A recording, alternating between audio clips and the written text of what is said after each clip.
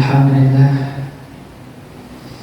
alhamdulillahilladzi hadana li hadza wa ma kunna linahtadiya laula an hadana Allah. Asyhadu an la ilaha illallah wahdahu la syarika lah wa asyhadu anna sayyidana Muhammadan 'abduhu wa rasuluh. Subhanaka la 'ilma lana illa ma 'allamtana innaka antas samiul 'alim wa tub 'alaina innaka antat tawwabur rahim. Allahumma faqihna fid din wa 'allimna ta'wil waj'alna minal 'ulama'il 'amilin waj'alna mimman yastami'una al-qawla fayattabi'una ahsanah. Wa ba'du. Al-mukarram wal muhtaram jamaah salat Tuhan, jamaah kajian Masjid Fathul Jannah, semoga dalam keadaan sehat walafiat, tidak pula dari diri kita nikmat dari Allah Subhanahu wa taala. Semoga syukur terus meliputi hati kita dan semoga anak-anak kita dijadikan anak-anak yang saleh dan salihah, keluarga dan lingkungan kita dijadikan baldatun thayyibatan wa rabbun ghafur. Amin ya Allah ya rabbal alamin. Wabil khusus yang sama-sama saya hormati Ketua DKM Masjid Rawdatul Jannah Ayahanda Ustaz Haji Karimuna, Allah Ta'ala bituli hayati, kita doakan dia mudah-mudahan panjang umur, sehat selalu, diluaskan rezekinya, dimantapkan imannya, diistiqomahkan taatnya pada Allah Subhanahu wa taala. Juga untuk semua jemaah yang hadir di kesempatan kali ini, saya sebelumnya minta maaf karena Pak Haji waktu itu telepon saya berkali-kali. Saya baru buka seminggu yang lalu karena HP-nya di rumah sakit. HP-nya lagi servis baru buka, masya Allah. Maaf. Baik, hari ini insya Allah kita akan membahas cepat saja 10 hal yang mesti dibenahi dalam sholat, atau dalam bab fikih kita sebutnya dengan makruhatus shalah, hal-hal yang makruh di dalam sholat. Tadi kita kemas menjadi pointer, yaitu 10 hal yang mesti dibenahi dalam sholat kita. Baik, karena sholat itu menjadi hal yang paling penting buat kita, karena yang pertama kali dihisab adalah sholat. Berarti ini adalah hal yang paling fundamental, hal yang sangat prinsipil dalam Islam. Ya, bisa ada toleransi, hukumnya wajib, lawannya wajib berarti haram. Berarti meninggalkan sholat sama saja melakukan hal-hal yang haram seperti yang lainnya. Jadi mohon maaf, misalnya ada dosa zina, minum khamar, haram juga. Tinggal sholat juga haram. Jadi kita kadang-kadang melihat orang lakuin ini, lakuin itu, kita merasa hati kita merasa tidak enak. Sedangkan kita sholat saja masih nunda-nunda misalnya, atau kadang diqadha. Insyaallah mudah-mudahan Allah Subhanahu wa taala memberikan kita kebaikan dan keistiqomahan dalam salat. Amin ya Allah ya rabbal alamin. Ini sulit, salat itu sulit. Maksudnya sulit itu sulit untuk istiqomahnya, karena sehari 5 kali sulit. Apalagi kalau kita bicara tentang anak-anak kita, maka cara yang paling bijak sebagai orang tua adalah menggandeng anak-anak kita untuk ikut kajian, anak-anak kita untuk hadir di lingkungan yang baik, agar tercipta atmosfer yang bagus buat anak-anak kita nanti. Ya, pelan-pelan insyaallah. Ada 10 hal yang mesti dibenahi dalam sholat. Yang pertama kita akan sebutkan secara global 10 kekeliruan yang sering dilakukan dalam sholat. Yang pertama ini sepertinya sudah kita bahas di pekan 2 bulan yang lalu. Antaranya adalah wudu dan niatnya, takbir dan shaf dalam berjamaah, bacaan surat Al-Fatihah dan amin, surat pendek, kaki di dalam sholat, mengucapkan kata dalam sholat dan sujud, aurat perempuan dan laki-laki, menggunakan sorban, mata ke atas atau memejamkan mata mata kemudian menoleh. Yang terakhir adalah sholat safar. Insya Allah yang pertama kali yang mau kita bahas adalah wudhu. Mungkin selama ini kita masih tanya-tanya apa itu dalil wudhu. Kita hidup ini udah 20 tahun, udah 40 tahun, ada yang 50 tahun, ada yang mau 60 tahun. Apa landasan atau sumber hukum dari wudhu? Nggak tahu. Saya ikut saja mau Ustaz, ikut sama Kiai. Iya betul. Jadi dalilnya kita masyarakat awam, dalilnya kita jamaah itu adalah perkataan Ustaz, itu dalil kita. Jadi ada kaidah yang berkata mazhabul ammah mazhabul muftihi.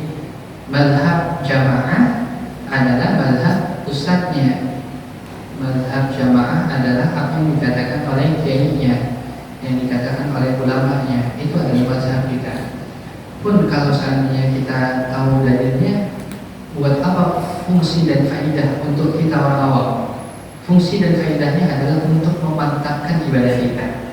Jadi mantap ibadah kita kalau kita tahu tentang dalil-dalilnya. Dalil daripada wudu adalah ya ayyuhalladzina amanu idza qumtum ila sholati faghsilu wujuhakum wa aydiyakum ila al-marafiq wamsahu bi ru'usikum wa arjulikum ila al-ka'bayn. Qumtum, ini saya ingin sedikit membahas tentang gramatikal bahasa Arab. Qumtum itu fi'ilun madhi. Jadi sebenarnya kalau ini dalil dibaca sendiri kita nggak bakal paham. Yang ada nanti salah, yang ini nanti malpraktek.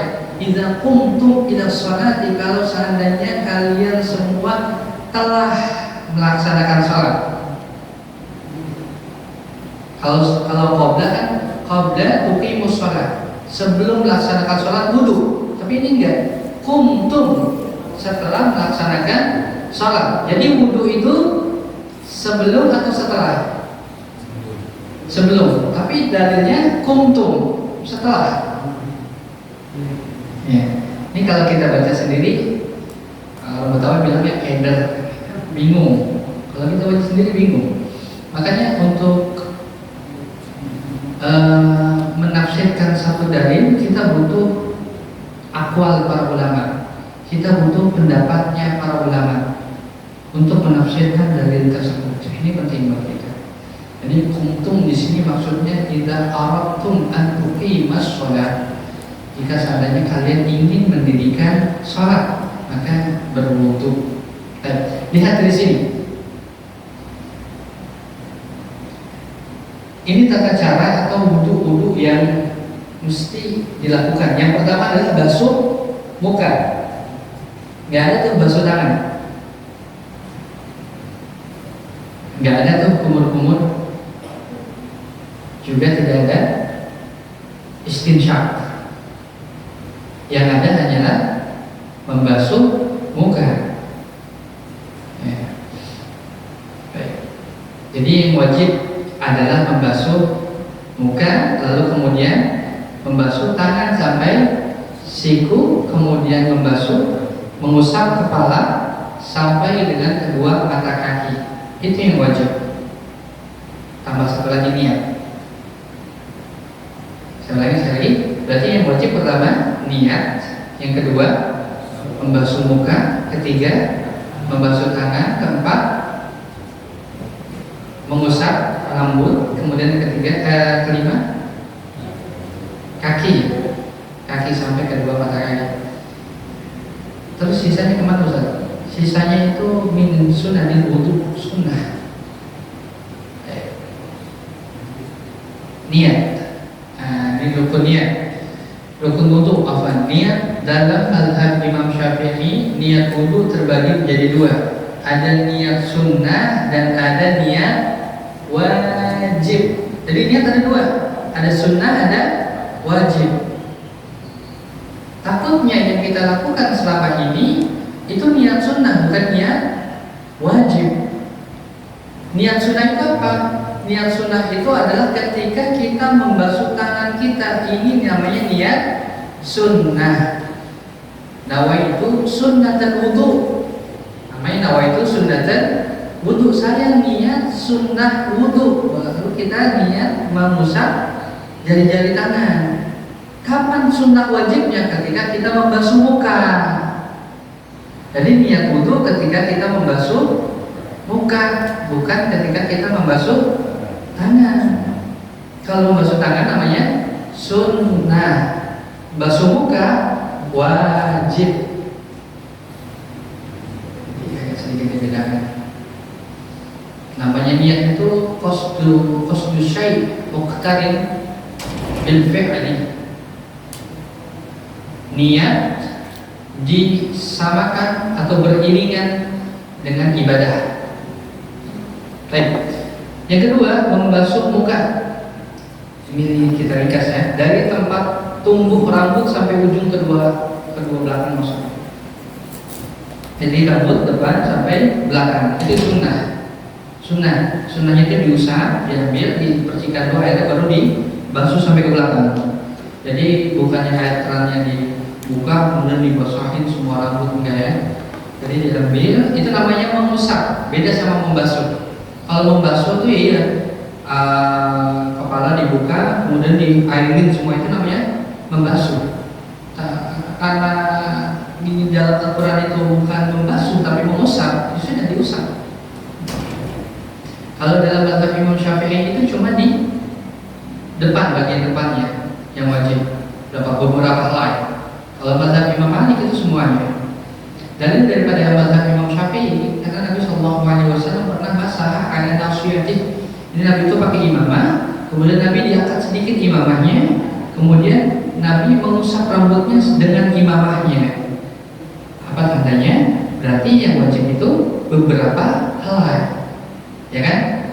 Kalau wajib semuanya berarti Nabi harus dibuka semuanya, imamahnya dibuka. Tapi enggak, Nabi mengangkat sedikit, kemudian membasuh semuanya dari depan sampai belakang. Sedangkan di sini ada imamah, gitu ya.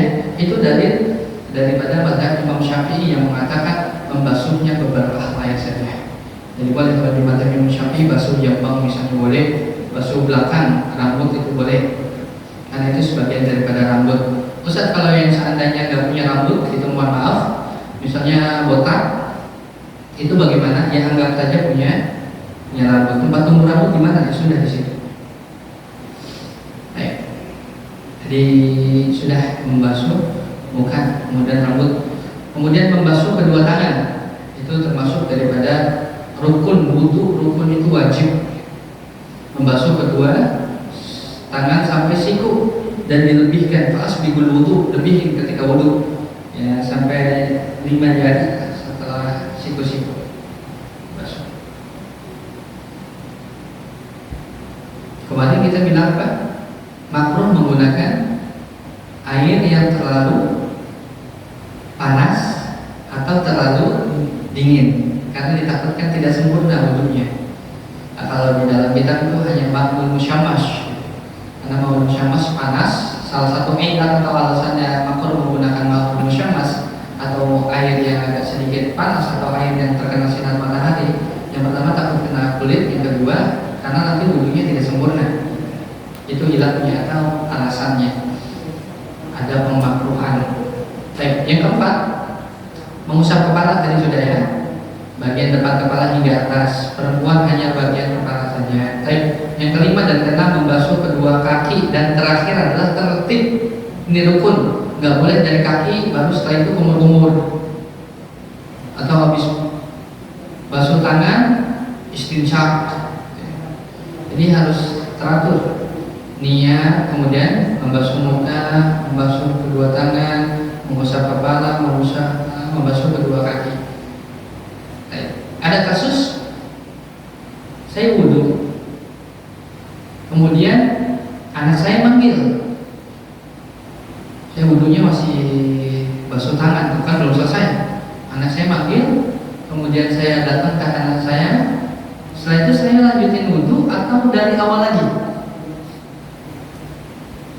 Kalau airnya masih ada di tangan kita, lanjut wudhu. Kalau airnya sudah kering, dari awal lagi.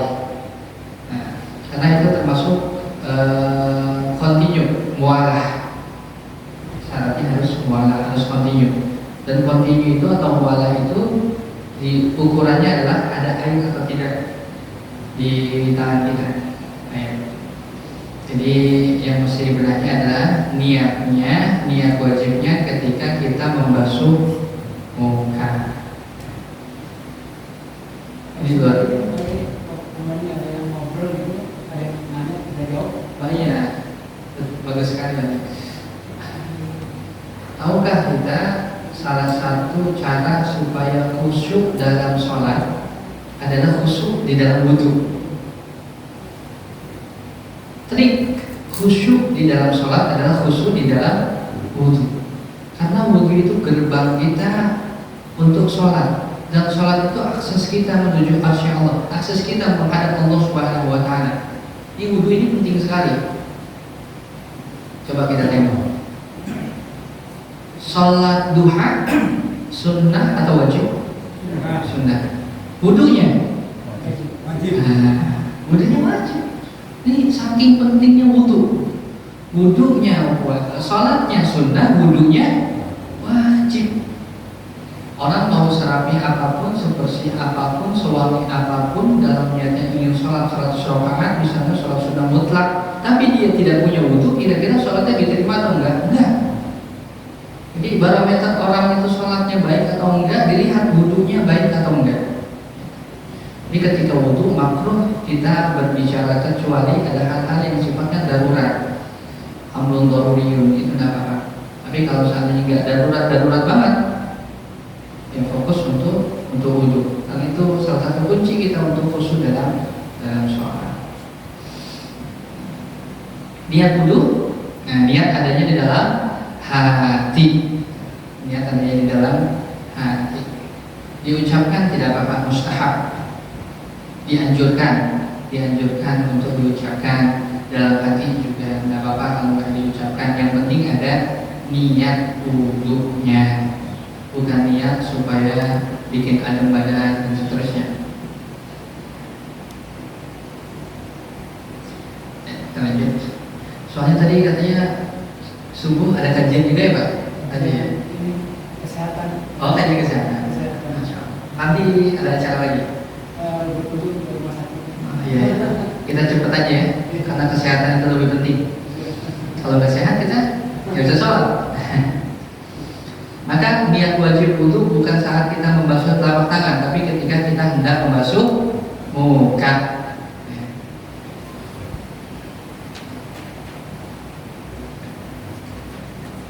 Kedua, yaitu kasus takbir dalam sholat. Ini mau imam kah, mau kita sholat sendiri, ini mesti diperhatikan. Kalau takbir itu Allahu Akbar, ada wawunya setelah hu. Nah, jadi kalau ada wawu setelah hu, itu batal sholatnya. Allahu Akbar. Itu dalam kitab Hasyiah Asyarwani itu dikatakan orang yang takbirnya setelah ha ada wawu batal, tidak sah sholatnya. Atau ada qaf, Allahu Akbar katanya. Enggak apa lagi pakai qaf gitu. Allahu Akbar gitu. Allahu Akbar setelah ha ada wawu, tidak bisa sholatnya. Atau yang sering kali kita jumpai itu di dalam tahiyat akhir. Assalamualaikum ayyuhan nabi. Enggak ada ya-nya. Assalamualaikum. Ada orang talabus, kecampur-campur sama ya ayyuhan nabi. Ada ya-nya. Padahal enggak ada ya-nya. Assalamualaikum ayyuhan nabi. Kalau ada ya-nya, kata beliau dalam kitab Hasyiah Syarwani, kata Imam Syarwani, itu batal, bisa batal sholatnya. Karena ada kalam ajami, ada kalam yang di luar sholat, ada perkataan yang bukan bagian daripada sholat. Silahkan boleh dicek kitabnya.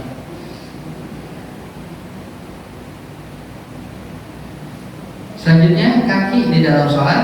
Dalam sholat makruh melebarkan kaki lebih daripada sejengkal. Jadi rapat itu ininya al-katifu bil katif. Yang rapat itu pundak dengan pundak. Jadi kaki dia menolak mati. Lebih daripada sejengkal makruh. Lebih daripada sejengkal makruh. Jadi kalau kita mau sholat itu lebih daripada sejengkal itu makruh. Saya beri contoh ya, praktek. Ini sholat seperti ini, lurus ya, lurus. Yang ketemu itu ini bahu dengan bahu, pundak dengan pundak. Bawahnya orang ya. Iya, saya mau lebih banyak pahalanya Ustaz, jadi lebih lebar sedikit. Enggak, ya tetap seperti ini ya. Mau. Nah, setelah kita sebentar ini reservasi kita. Iya. Nah, kalau kayak gini, katif nggak naik kan? Coba, naik sedikit. Satu jengkal. Ke lebar, ya. Sini. Nah, misal saya kesini, ini bisa kena, gitu. Bisa kena. Tapi kalau kayak gini, nggak kena. Ini malah jauh. Jadi agak sedikit di rapetin kaki supaya kena. Kalau di gini nggak kena. Coba lihat, nggak kena kan? Kalau dirapetin, Kalau masuk ke kaki kita mana nggak kena. Pundaknya, kalau dirapetin, kena. Kaki kena, pundak kena. Ini rapat. Kalau digedein, kaki kena, pundak nggak kena. Kalau nggak dapat nanti kesunahannya. Iya, kaki dengan pundak. Nah ini rahasianya kenapa nggak boleh lebih daripada satu jengkal supaya kaki dengan pundak juga kena. Lebarnya maksudnya. Iya, lebarnya jangan gede-gede. Supaya badan kita tegak. Kalau agak gini kan kita agak jauh. Lebar lebih satu jengkal. Tidak melebihi daripada satu jengkal. Lebih dari satu jengkal tidak masalah sebenarnya. Tapi itu khilaful aula atau disebut dengan makruh. Baik. Biar lebih jelas. Baik. Itu ya. Jadi berkenaan dengan makruh di dalam sholat. Sunnah itu lawannya makruh. Makruh itu lawannya sunnah. Wajib itu lawannya haram. Sunnah lawannya makruh. Yang nggak punya lawan mubah. Boleh. Boleh nggak saya minum? Boleh. Kalau nggak minum, nggak apa-apa, nggak masalah kan? Ya. Baik. Yang ketiga ada yang namanya saf sholat. Saf sholat ini beda perempuan dengan laki-laki. Kalau ibu-ibu mau mengadakan sholat berjamaah, misalnya ibu-ibu kajian masjid Raudhatul Jannah, kan ada biasanya pengajian ibu-ibu ya. Jadi misalnya mau sholat bareng-bareng, sholat tahajud atau sholat tahajud susah juga ya. Sholat duha misalnya, sholat hajat misalnya berjamaah. Nah, softnya beda dengan soft laki-laki. Kalau ibu-ibu tetap satu soft, ibu-ibu tetap satu soft, nggak ada yang di depan. Itu khusus laki-laki. Ibu-ibu tetap satu soft, ada sedikit yang jadi imam. Pak Haji boleh kita tolong? Pak Haji boleh kita tolong? Nah, ini untuk ibu-ibu. Atau Bapak juga saya tengah. Nah, untuk ibu-ibu agak sedikit ke depan. Nah, ini tetap satu baris. Nggak ada ibu kayak gini. Lurus nggak ada. Ini khusus laki-laki. Nah, kalau untuk ibu-ibu ada di satu barisan, agak maju dikit. Kalau berjamaahnya. Kalau berjamaahnya, apapun dia dulu.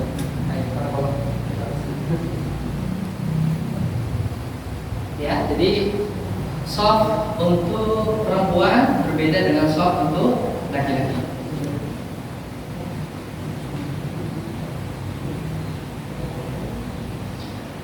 Ketiga, dalam surat Al-Fatihah ini mesti kita benahi. Al-Fatihah itu saking pentingnya diwajibi dalam sholat. Dan karena ulama kita mengerti betul, kalau pisau itu semakin diasah semakin tajam. Kalau kita belah, kalau kita pakai pasti terbelah. Doa juga sama kan? Doa itu semakin sering diucapkan maka semakin cepat untuk mustajabnya. Surat yang sering sekali dibaca oleh umat muslim di dunia adalah surat Al-Fatihah dong. Ya, Al-Fatihah. Makanya setiap ada niat apapun, al-ilmiyah wal qudriyah sholihah, al-Fatihah. Karena kita tahu surat yang sering dibaca oleh umat muslim di dunia adalah surat Al-Fatihah. Maka karena surat Al-Fatihah itu sering dibaca, maka surat Al-Fatihah itu akan cepat didengar oleh Allah Subhanahu wa taala karena sering kita ucapkan. Diulang-ulang. Baik. Karena ini penting dan karena ini menjadi rukun, maka tahsin qiraah surah Al-Fatihah itu mesti dilakukan. Mesti digalakkan lagi. Yang paling penting adalah ketika kita mengucapkan ayat ke berapa tuh? Bismillahirrahmanirrahim. Maliki yaumiddin. Iyyaka na'budu wa iyyaka nasta'in. Keempat. Ada tasydidnya di huruf ya. Iyyaka na'budu wa iyyaka nasta'in. Ada penekanan, ada stressingnya. Ini artinya, ya Allah, hanya kepadamu kami menyembah dan hanya kepadamu kami meminta pertolongan. Hilangkan tasydidnya. Iyyaka na'budu wa iyyaka nasta'in. Itu enggak ada tasydid. Iyyaka na'budu wa iyyaka nasta'in. Enggak ada tasydidnya. Baik. Rahim artinya rajim, terkutuk, penyayang dengan terkutuk, cuma beda titik dong. Jadi kalau dalam kaidah bahasa Arab, ziyadatul mabna tadullu ala ziyadatil makna. Tambahnya huruf itu berubah makna. Nambahnya huruf berubah makna. Jangankan huruf satu titik aja bisa berubah makna. Jadi kalau kita baca ya karena berdua ya karena saya, itu artinya malah kami enggan beribadah kepadamu dan kami enggan meminta pertolongan kepadamu. Ini 180 derajat artinya beda. Jadi sangat urgen kita tahsin bacaan Al-Fatihah, minimal Al-Fatihah, minimal tahsin Al-Fatihah minimal. Surat yang lainnya tidak apa-apa kalau saya, tidak apa-apa. Yang penting Al-Fatihah karena ini rukun dalam sholat. Kalau ininya nggak benar maka sholatnya juga kurang benar, bahkan nggak diterima. Rabbil ain kalau pakai alif, kalau alam artinya penyakit, sakit. Kalau alam artinya semesta. Makanya kalau di Jawa itu karena dia nggak bisa ngomong ain, pakainya nga, Rabbil alamin, supaya bedain antara a dengan ain. Iya.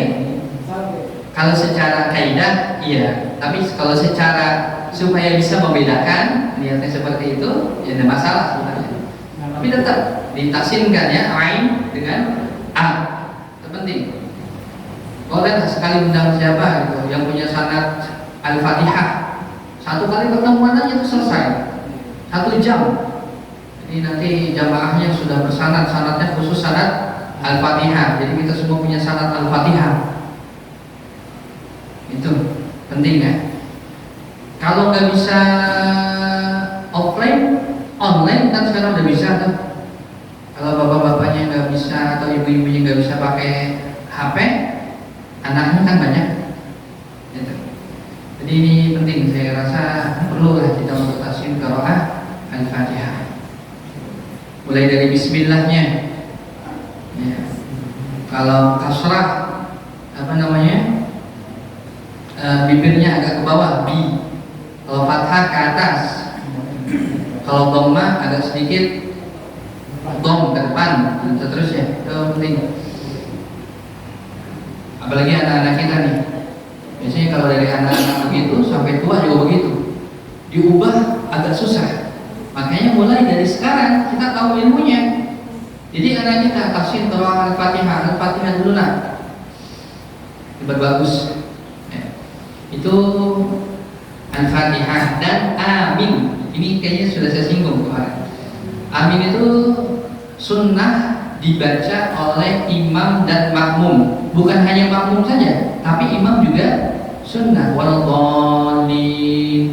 Imam nih misalnya Amin. Imam ini jangan diam, tetap ucap amin. Setelah amin ada jeda. Apa fungsinya jeda? Fungsinya adalah supaya makmum membaca Al-Fatihah.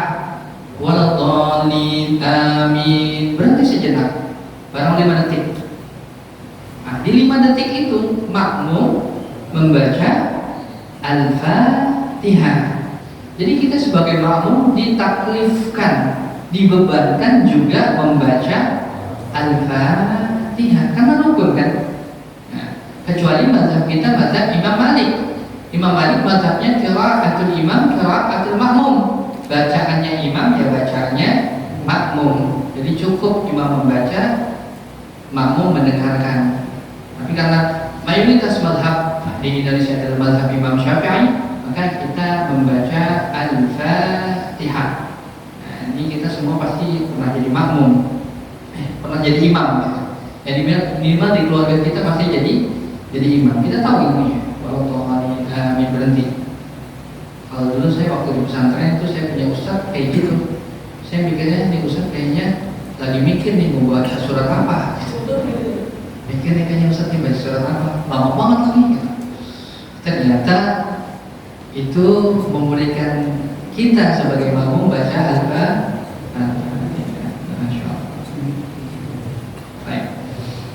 Ini ya, amin. Apakah wajib mengucapkannya? Ya, sunnah, sangat disunnahkan. Imam juga disunnahkan untuk mengucapkan amin, bukan hanya makmum.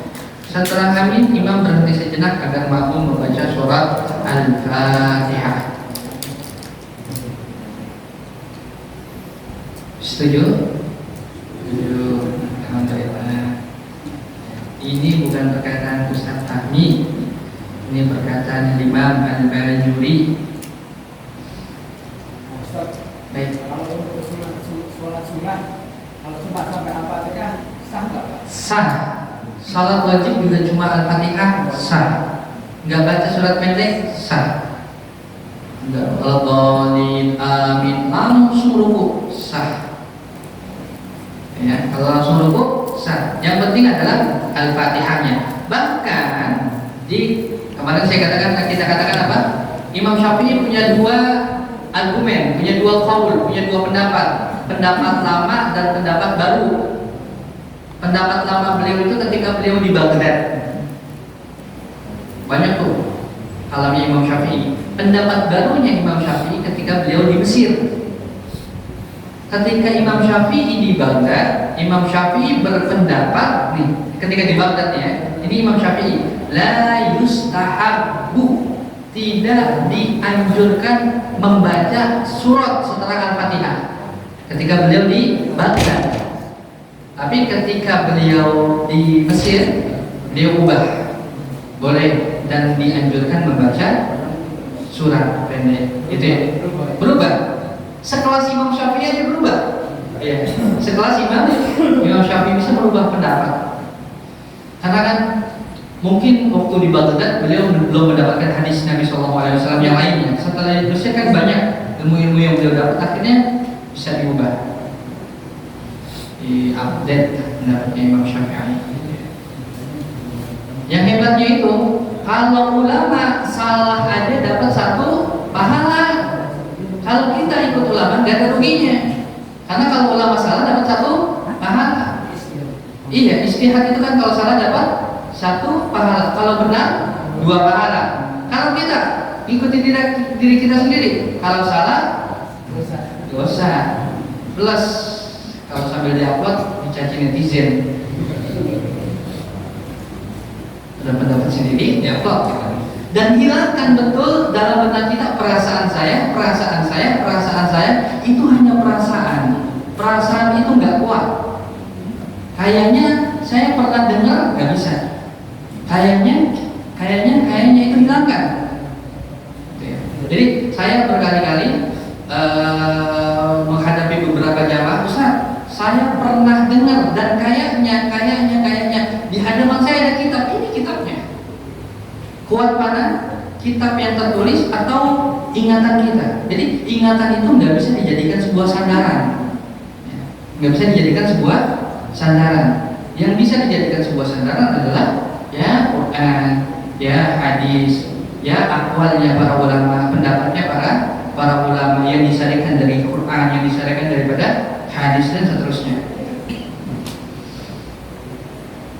Baik. Yang berapa ya sekarang ya? Keempat. Karena kata-kata yang bisa membatalkan sholat, mengucapkan kalimat asing atau kalimat atau kata-kata yang bukan bagian daripada rukun sholat, contohnya adalah dehem. Biasanya kan kalau sholat tarawih imamnya lama, itu jamaah itu kasih kode.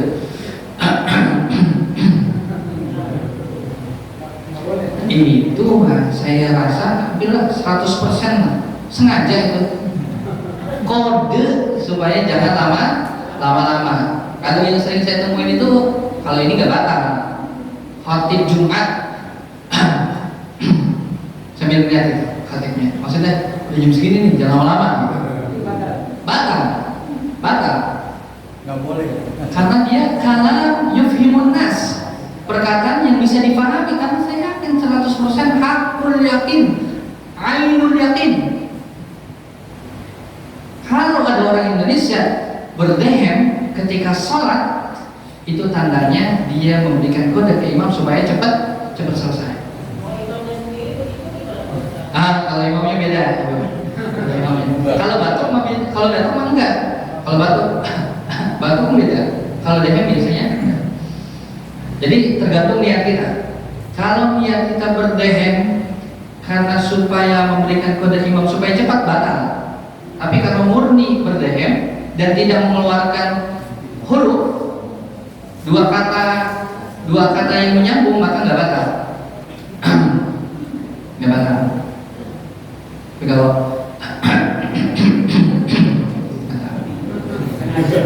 nyambung, ya. Terus yang kedua adalah atau ini atau niupnya nggak batal, tapi keluar suaranya yang batal. Nyuruh anak misalnya di samping, batal. Berarti itu kan tandanya apa? Diam, gitu kan? Itu kan punya tanda, artinya diam. Untuk mensiasatinya sih ya pegang saja tangan anak kita, kan nggak lebih dari satu gerakan. Harus bismillah. Untuk mensiasati supaya anak kita diam. Baik. Yang ketiga, berdoa dalam sujud menggunakan bahasa asing. Yang paling dekat antara seorang hamba dan Allah Subhanahu Wa Taala bahwa sajid ketika dia dalam keadaan sujud. Sujud itu penting, perbanyak doa Ustaz. Doanya jangan pakai bahasa Sunda, bahasa Jawa, bahasa Indonesia. Ya Allah, udah gitu suaranya agak kencang nih. Tolong hamba ya Allah, gitu. Ya, yang bagus itu maksudnya doa itu adalah doa di dalam hati. Doanya di dalam hati. Tapi ada pendapat yang bilang boleh doanya diucapkan. Boleh. Tapi sebagai kehati-hatian kita, kewaspadaan kita, supaya sholat kita diterima oleh Allah Subhanahu Wa Taala, ya doanya di dalam hati. Dan doa dalam hati itu saya rasa lebih cepat dikabulnya oleh Allah Subhanahu Wa Taala. Kan biasanya kalau doa di mulut saja itu karena terbiasa. Rabbana atina fid dunya hasanah wa fil akhirati hasanah wa qina adzabannar. Apa artinya? Nggak tahu. Iya, maksudnya kalau cepat gitu. Tapi kalau dalam hati, ya Allah berikan saya kebaikan. Gitu dalam hati tuh. Kebaikan di dunia dan kebaikan di akhirat. Kita nggak sampai doa itu. Apa yang buat Allah Subhanahu Wa Taala lebih cepat. Kalau doa sujudnya pakai huruf Arabia yang maksud ya, tidak apa. Yang penting tidak baca ayat Al-Quran di dalam sujud. Misalnya Allah mustajib do'ana, innama amruhu idza arada syai'an yaqulu lahu kun fayakun. Itu kan surat. Jadi dimakruhkan membaca ayat Al-Quran ketika dalam keadaan sujud. Karena itu kan posisi rendah kita. Posisi rendah kita itu ya dimanfaatkan untuk minta sama Allah Subhanahu Wa Taala. Iya, sebagai bentuk tawadhu kita, makanya kita yang sujud. Karena bagian kepala kita yang paling mulia itu kan kepala kita. Kepala kita taruh di sejajar dengan kaki. Berarti kan kepala dengan kaki, kepala itu sama dengan kaki ya Allah di hadapan Engkau. Ya. Nggak ada bedanya antara kepala saya dengan kaki saya di hadapan Engkau. Nah, dalam keadaan seperti ini karena tawadhunya seorang hamba kepada Allah Subhanahu wa taala, inkisar, meleburkan dirinya di hadapan Allah Subhanahu wa taala, maka Allah senang dan akan dikabulkan oleh Allah Subhanahu wa taala. Baik. Itu yang berapa ya? 4. 5. Aurat dalam sholat laki-laki antara pusat sampai lutut menurut mazhab Imam Syafi'i. Dan kalau perempuan semua bagian tubuh kecuali muka dan telapak tangan, punggung tangan aurat. Telapak kaki aurat dalam sholat. Dalam sholat nanti ada beda di luar sholat dengan di dalam sholat, ada bedanya. Ini yang di dalam sholat. Jadi kalau untuk perempuan di dalam sholat semua bagian tubuh kecuali muka dan telapak tangan. Makanya kalau pakai muka tangan semuanya ketutup. Kalau perempuan ya, Allahu Akbar. Dan tidak boleh menjadikan bagian daripada pakaian kita alas sujud. Pakaian yang kita pakai dijadikan alas sujud, itu makruh. Sorban misalnya buat sajadah, makruh. Sorban itu dipakai, sunnahnya dipakai sebelah kanan, sunnah atau dikalungkan, itu sunnah. Sunnahnya 2, sebelah kanan atau dikalungkan. Kecuali tempat sujud kita, misalnya, mohon maaf, karpetnya udah 15 tahun misalnya nggak dicuci-cuci, ada bau asin-asinnya. Kalau sujud nggak ditaruh sorban itu nggak khusyuk, itu nggak apa-apa dalam keadaan seperti itu. Tapi kalau ini karpet bersih banget, masih ada bekas dibersihin, tetap pakai kesunahannya, sorbannya tetap dikalungkan atau di sebelah kanan. Untuk ibu-ibu biasanya yang sering saya temukan, yang sering kita temukan adalah mukenanya dijadiin tempat sujud, sujud, diterbangin sedikit sujud. Jadi di makro ya, bagian yang kita pakai itu dijadikan tempat sujud. Sejadah itu saya lihat di Shopee ada yang harganya 5.000. Sejadah 5.000 ada yang 2.500 itu yang sejadah pocket. Nah, ya.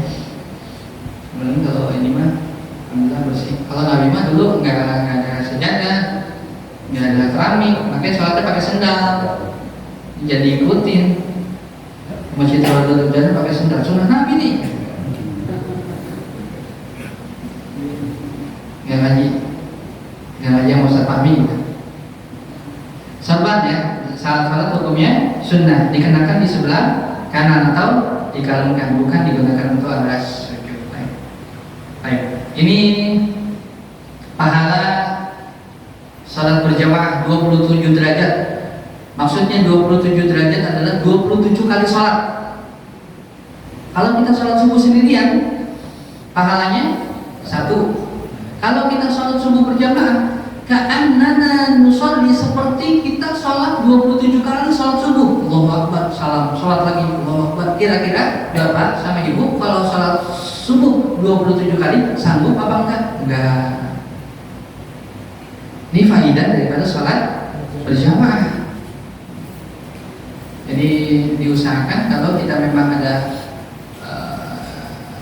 waktu, ada kesempatan, ada kesehatan, sholat subuh tak berjamaah, ramaikan masjid. Karena yang memakmurkan masjid itu cuma satu orang yang bisa memakmurkan masjid, orang yang dalam hatinya ada iman.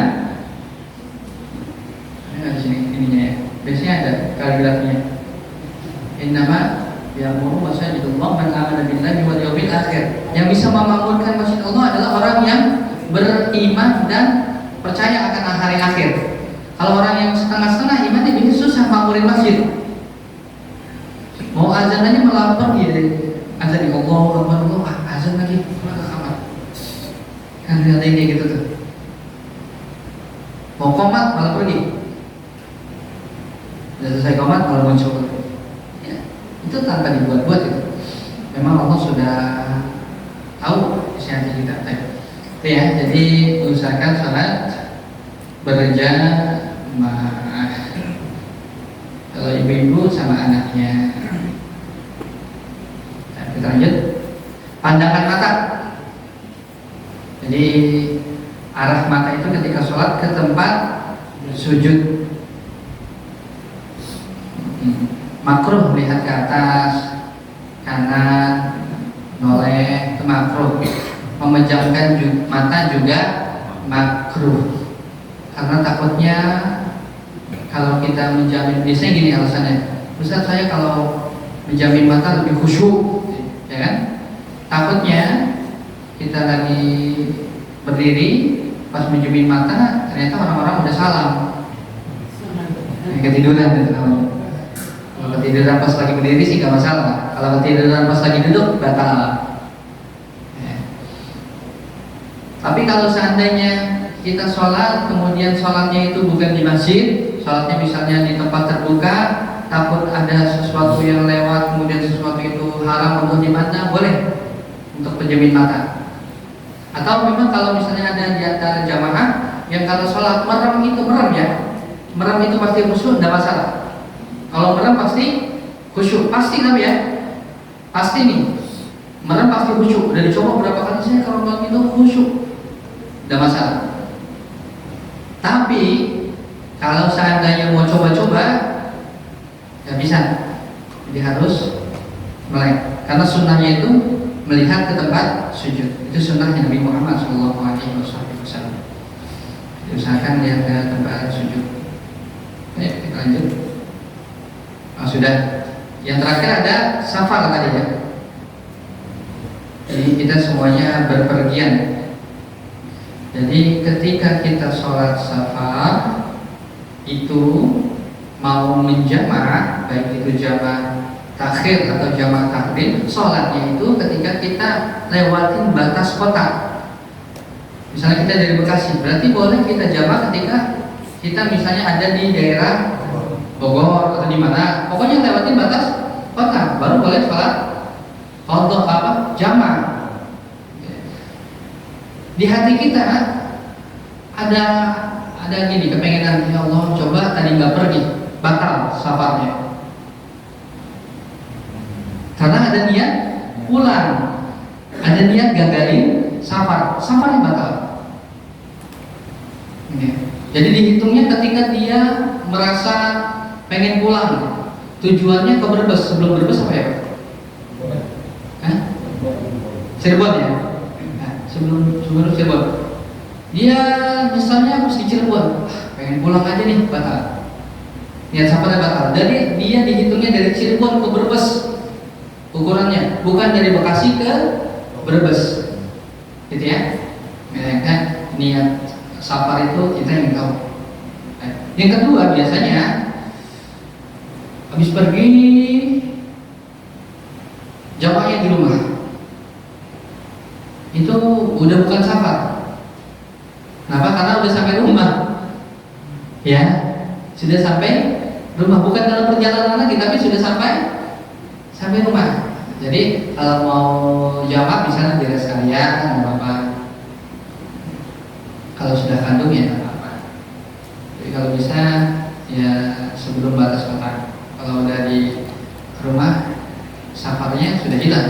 Atau nggak bisa juga kita mau sholat jamaah di rumah, belum berangkat, tapi sudah jamaah, tapi masih di rumah. Itu namanya bukan sholat safar, tapi sholatnya masih di rumah, ya nggak? Udah ngelakuin safar atau belum? Udah ngelakuin perjalanan atau belum? Belum. Nggak bisa disebut dengan sholat jamaah safar, gitu ya, karena ada safar. Saya kira itu saja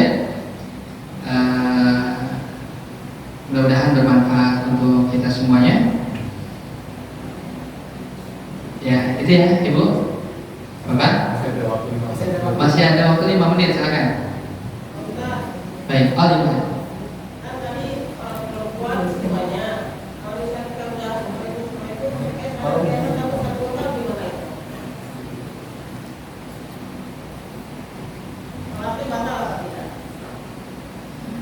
Oke, Mik, boleh tanya.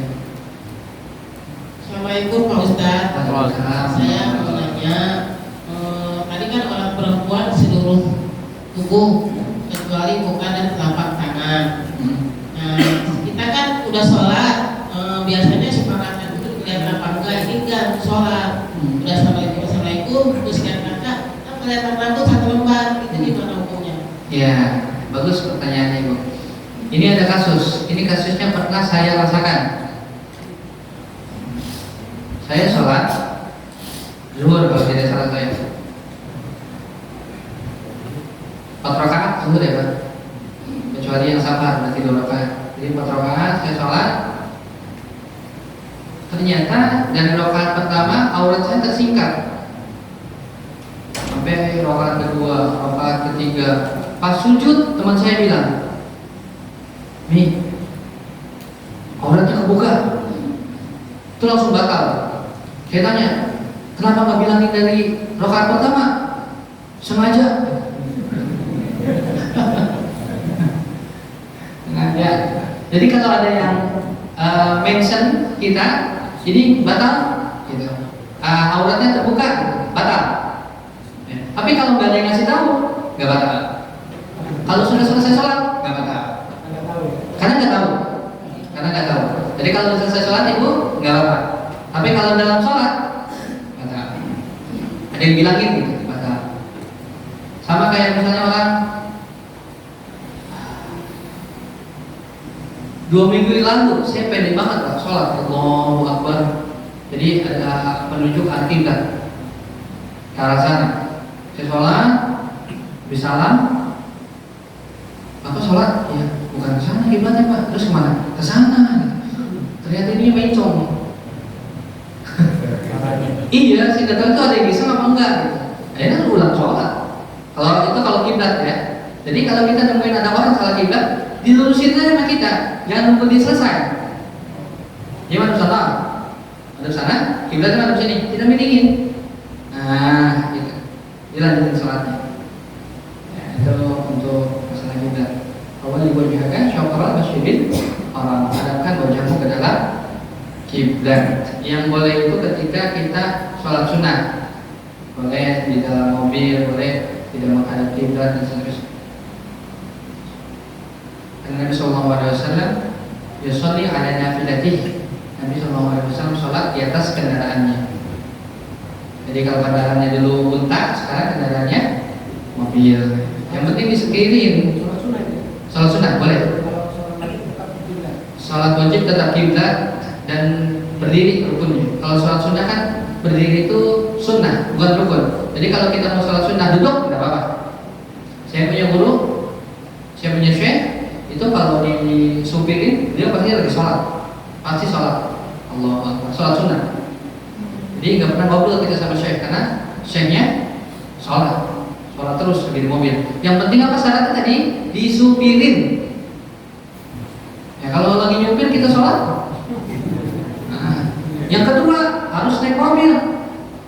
Nggak bisa kalau naik motor. Lepas tangan 2, jalan itu ya.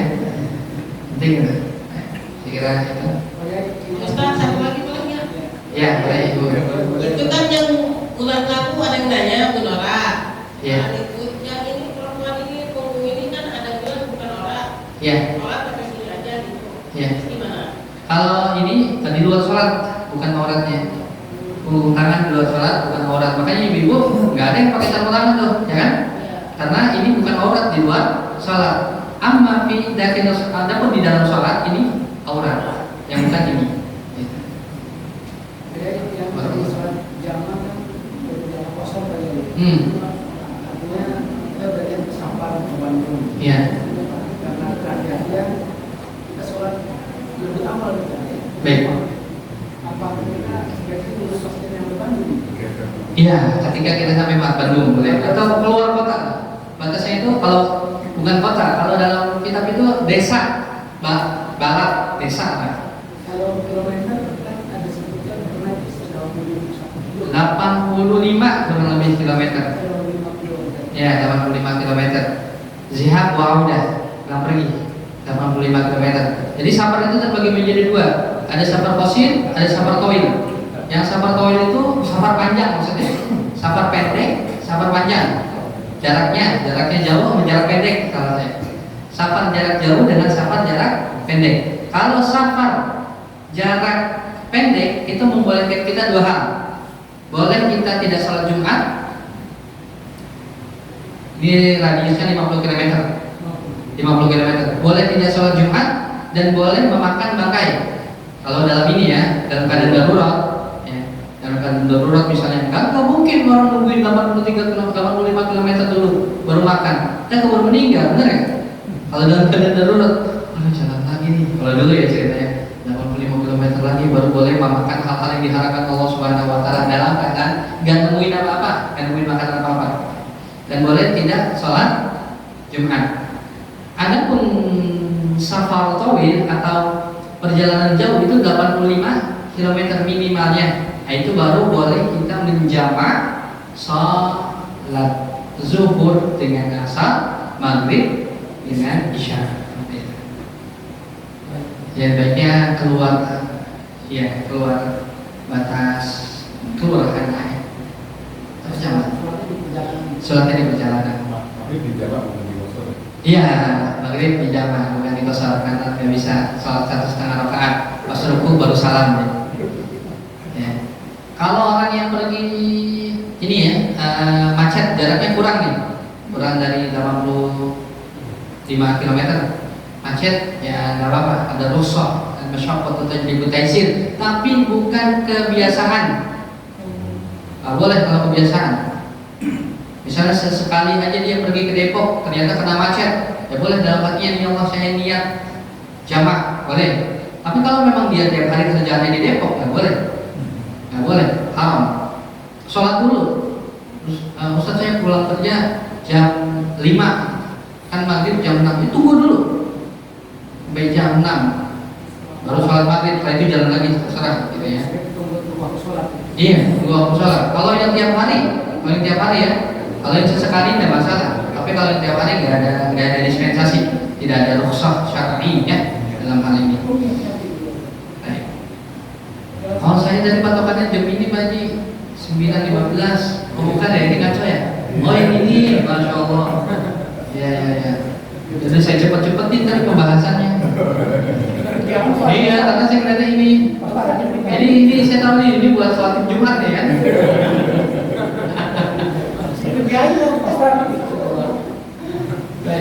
Ya. Tadi mengenai Al-Fatihah.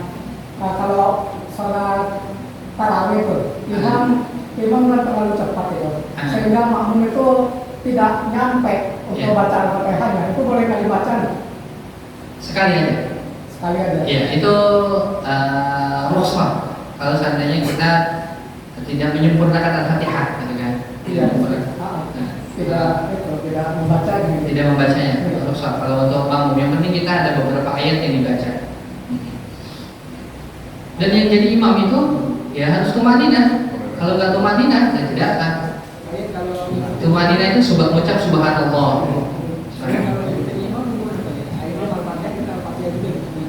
Oh enggak, kita dengerin imam dulu. Dengerin imam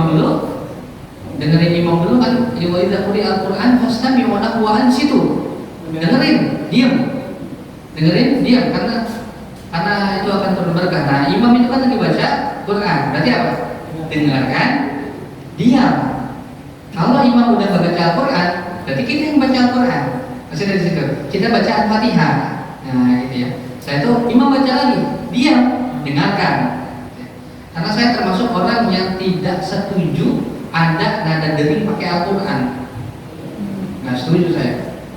Apalagi nada dering pakai Al-Quran, pakai celana, tiba-tiba ada orang telepon di kamar mandi.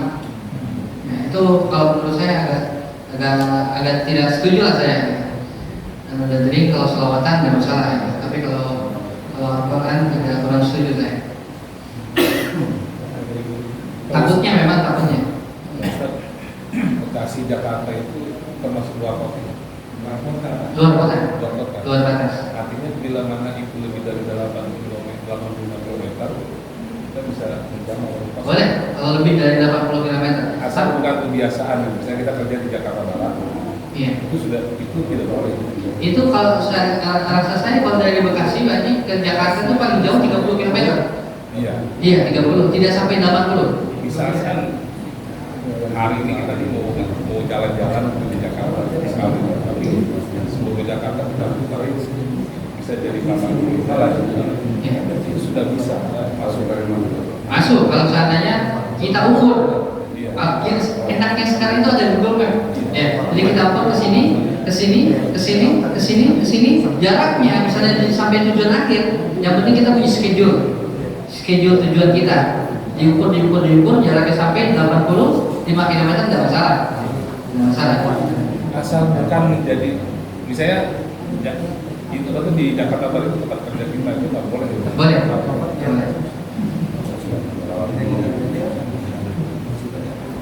Sudah?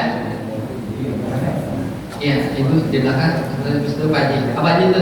Ini kata. Bacaan niat sebelum sholat apa pada saat sholat? Ya bagus sekali. Bacaan niat itu ketika kita takbir. Allah dalam hati. Allah.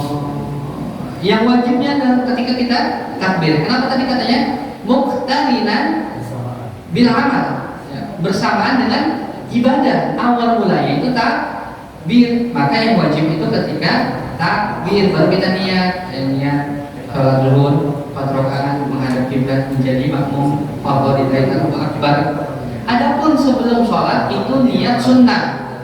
Maka ada 2 niat, ada niat sunnah, ada niat wajib. Jangan yang sunnahnya dilakuin, wajibnya hilang. Gitu ya. Kalau belum tahu, Insya Allah Allah memaafkan. Allah tajawaza an kafatul khata wa lisan wa mustaqrabu ali. Allah akan mengampuni 3 hal. Yang dia salah tapi tidak sengaja, dia lupa atau dia tidak tahu dan dia dipaksa. Ya, jadi ini dimaafkan. Ya. Alhamdulillah. Insyaallah jadi Soalnya ada salah satu ustaz di saudara kita itu menyatakan bahkan ada di YouTube. Kapan kita sholat ribet amat sih katanya? Pada saat niat dalam hati ngomong, itu kan ribet katanya. Kalau dalam sholat tuh ya sudah Allahu Akbar seperti Nabi. Kalau memang Nabi seperti itu ya Allahu Akbar tanpa menyatukan hati gitu kan. Ya makanya saya setuju sekali sebelum sholat itu kita usolli supaya hati itu menyatu ya Ustaz. Iya. Tapi ini ada Ustaz yang mengatakan ngapain sih ribet amat sholat terus Allahu Akbar hati ngomong katanya. Kan ribet gitu. Gimana ya Ustaz? Iya memang sholat itu ngomong Pak. Maksudnya Kalau sholat nggak ngomong berarti nggak sah. maksudnya pada saat tadi seperti yang Ustaz sampaikan kan pada saat takbir kita kan berdiam kan. Iya. Nah dia menyatakan katanya kalau itu ribet banget sholat katanya. Oh, iya. Karena dia mengambil dalil bahwa kita tuh udah niat sholat gitu ya sudah Allahu Akbar aja. jadi langsung gerak aja Pak. Langsung aja. Oh iya. Iya. Nggak pakai lagi jadi susah gitu. Ya, jadi berarti niat menurut versi beliau adalah niat dengan gerakan. Jadi tidak perlu diisi Pak, maksudnya tidak perlu berlama-lama bertakbir gitu. Allah ada. Belum pernah saya nemuin. Ada begitu lah ya. Ada. Yang jelas itu tidak. Kalau ya yang jelas itu yang jelas yang saya tahu kalau ibadah itu mesti dengan niat, mesti dengan niat, wajib dengan niat, wajib. Kalau wajib ditinggalkan berarti Ibu silakan.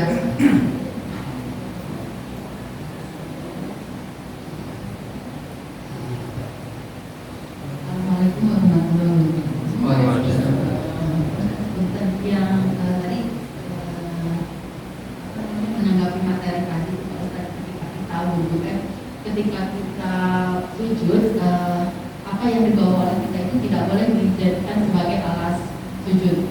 Nah, Yang kita pakai. iya yang kita pakai. Terus kemudian kita ketika sujud biasanya ibu-ibu kan kalau mau kena suka satu menutup, kadang-kadang menutup wajah. Kedua yang saya tanyakan itu ketika menutupi telapak tangan kan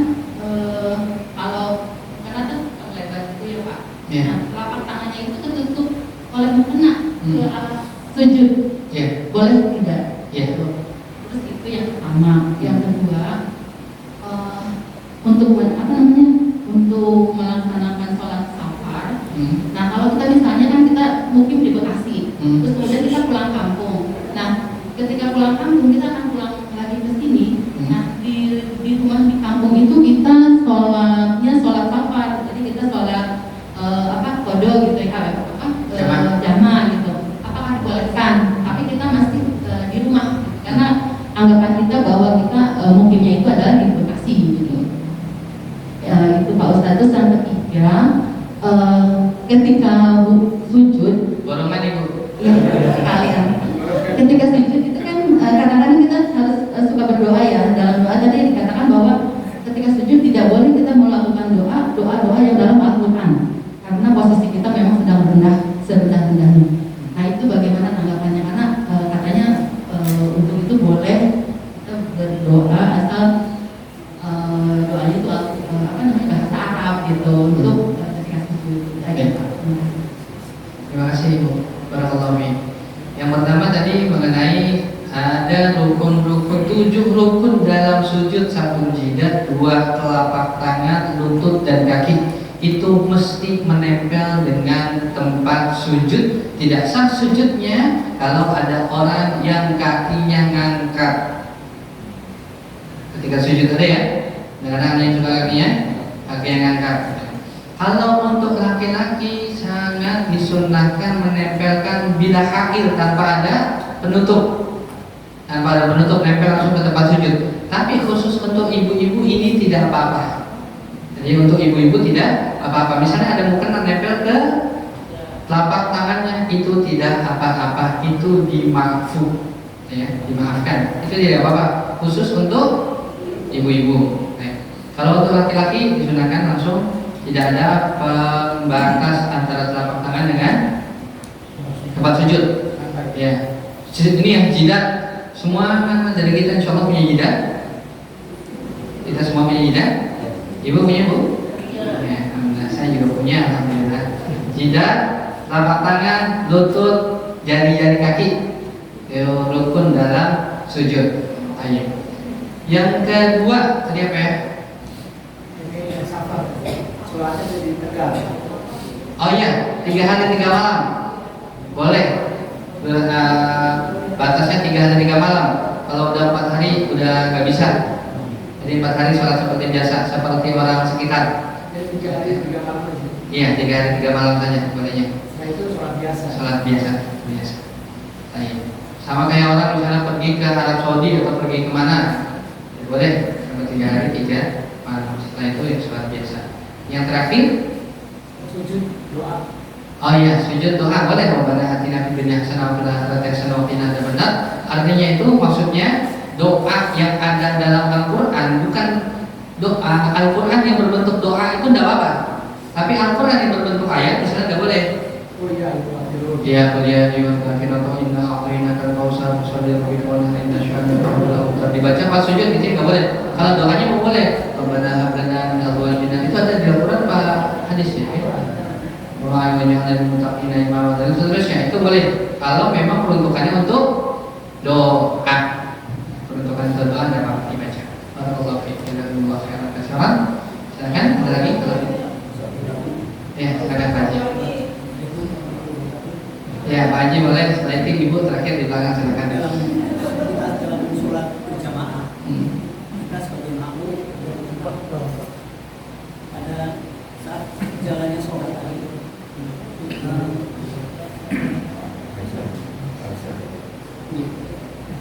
pada saat jalannya sholat, kita sebagai makmum batal karena misalnya 12 ya.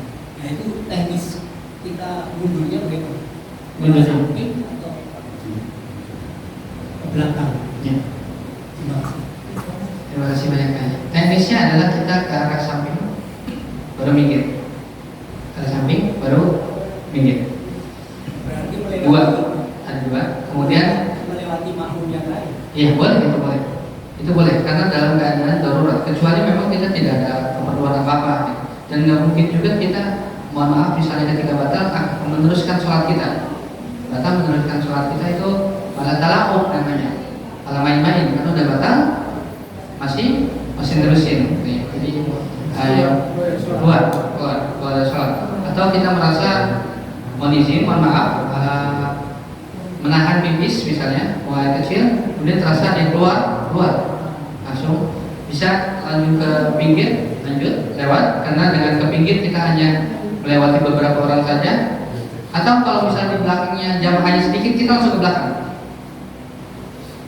Saya ulangi, kalau jamaahnya banyak, kita ke pinggir, kemudian lewat pinggir. Kalau jamaahnya sedikit, kita langsung ke belakang.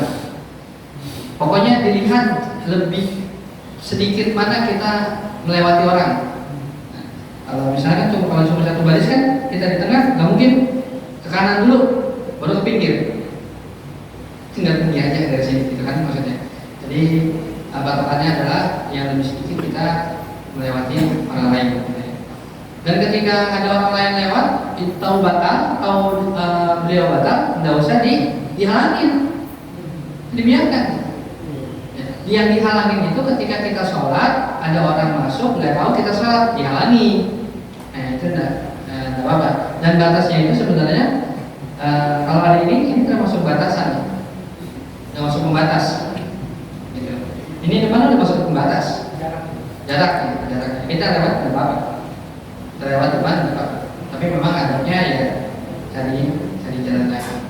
Jadi seperti itu Pak. Barakallahu fiik. Ibu terakhir di belakang silakan. Baik.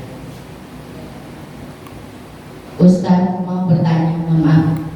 Pada saat bersujud itu posisi tangan kita yang wanita itu seperti apa ya Ustaz? Terbuka atau menutup ya Ustaz? Makasih. Kalau dalam kitab fikih ada bab khusus gerakan-gerakan sholat yang membedakan gerakan-gerakan sholat yang berbeda, perempuan berbeda dengan laki-laki. Salah satunya adalah ketika sujud. Kalau laki-laki itu ya dilebarkan, kalau perempuan itu sedekap begini. Ya, jadi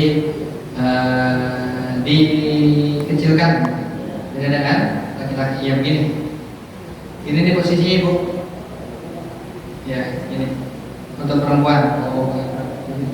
Kalau laki-laki kan gini, lebar. Ya, kalau perempuan dikecilkan. Itu salah satu yang membedakan sholat perempuan dengan sholat laki-laki. Ada yang lagi bedain itu ketika imamnya salah, kalau perempuan lembut punggung, tangan dengan tangan. Kalau laki-laki ucap subhanallah. Sekalian aja, usah banyak-banyak. Usah banyak-banyak. Udah gitu suaranya pelan aja, jangan kayak orang marah-marah. Subhanallah, subhanallah. Itu bikin kesel. Saya Masya Allah, kita sehat Ibu. Mudah-mudahan pertemuan kita yang singkat ini manfaat, ilmu kita bertambah, dan kita bisa mengamalkan apa yang kita dapatkan. Mari kita sama-sama mendudukkan hati kita doa kepada Allah Subhanahu wa taala. Astagfirullahaladzim, hamdan syakirin, hamdan na'imin, hamdan yu'afina wa ikafin badidah. Rabbana alhamdulillah bima bagi jalali syirkil karim wa azimi sultani. Allahumma ja'al jam'an hadha jam'an marhuma wa tafarraqna min ba'dihi tafarraqan ma'suma. ولا تجعل فينا ولا منا شقيا ولا مطرودا يا ارحم الراحمين. اللهم اجعلنا واجعل اولادنا وذريتنا من اهل العلم ومن اهل العمل بعلمه يا ارحم الراحمين. ربنا هب لنا ازواجنا وذريتنا قرة اعين واجعلنا للمتقين اماما. ربنا اتنا في الدنيا حسنه وفي الاخره حسنه وقنا عذاب النار. سبحان ربك رب العزه عما يصفون والسلام على المرسلين والحمد لله رب العالمين. Pasti banyak salahnya, pasti banyak orangnya. Ana minkum, Allah muwaffiq ila aqwamit thoriq, wa billahi taufiq wal hidayah. Wassalamualaikum warahmatullahi wabarakatuh.